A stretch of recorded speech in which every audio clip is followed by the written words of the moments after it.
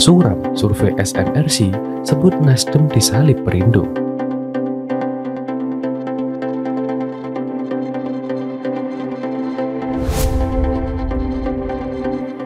Saiful Munjani Research and Consulting kembali melakukan survei pada rentan waktu 3-11 Desember 2022.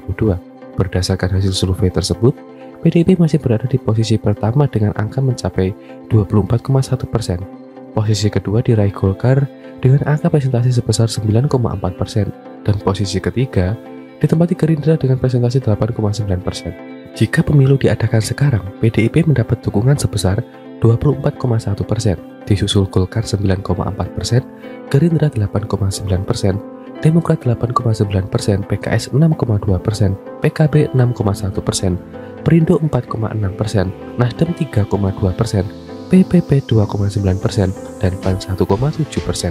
Sementara partai-partai lain mendapat dukungan di bawah 1%, kata Direktur Research SMRC Denny Irwanti. Lihat nasib Nasdem sekarang. Mungkin memprihatinkan, bukan? Masa sekarang kalah dengan Perindo? Dengan angka itu, Perindo bisa lolos ke parlemen, sedangkan Nasdem tetap menganaskan berusaha lolos ke parlemen, tapi masih ngos-ngosan. Nasdem tampaknya masih bermimpi Anies akan membawa partainya melejit tinggi, mengalahkan PDIP, atau setidaknya masuk posisi 3 besar.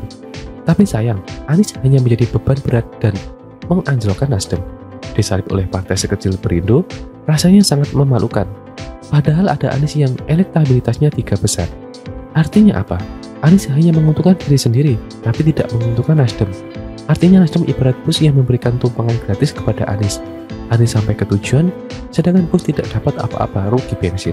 Uniknya, elektabilitas PDIP relatif meningkat. Ini sangat luar biasa meskipun kita tahu PDIP memang sudah langganan posisi teratas. Jika ini terus dipertahankan, PDIP akan mencetak hat-trick kemenangan pemilu 3 kali beruntun. Demokrat juga mengalami kenaikan. Dibandingkan hasil pemilu 2019 lalu, dukungan kepada PDIP naik dari 19,3% menjadi 24,1%. Elektabilitas Demokrat juga naik dari 7,8% menjadi 8,9%. Sisanya mengalami penurunan elektabilitas. Meskipun setiap partai politik masih punya peluang untuk meningkatkan elektabilitasnya, karena dari hasil survei yang dilakukan, masih ada sekitar 20,9% responden yang belum menentukan pilihan, dan juga masih belum memasuki masa kampanye. Kasihan Nasdem. Di saat partai lain konsisten dengan posisinya masing-masing, Nasdem malah makin kesini makin tak jelas, nyungsep ke papan bawah sebagai partai hiburan. Padahal dulu suaranya hampir mencapai double digit atau 9,5% suara dan 59 kursi di DPR RI. Berkat mengusung Anies, thanks to Anies, Nasdem hanya menjadi bus politik Anies tanpa dapat keuntungan apapun.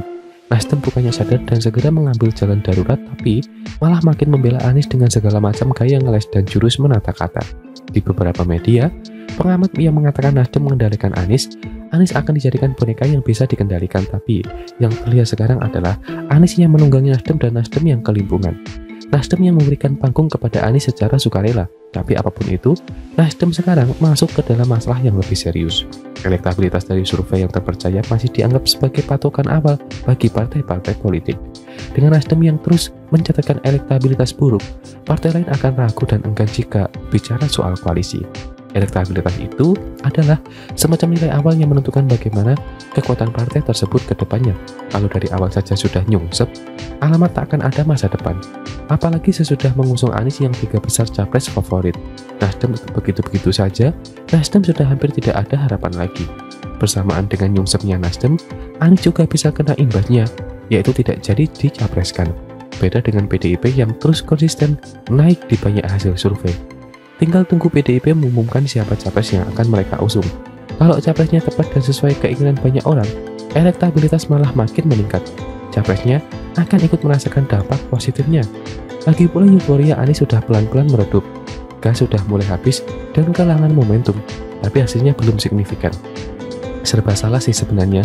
Kalau Anies terlambat safari politik, pamornya redup. Kalau Anies curi serta, tentunya gas habis di tengah jalan. Bagaimana menurut Anda?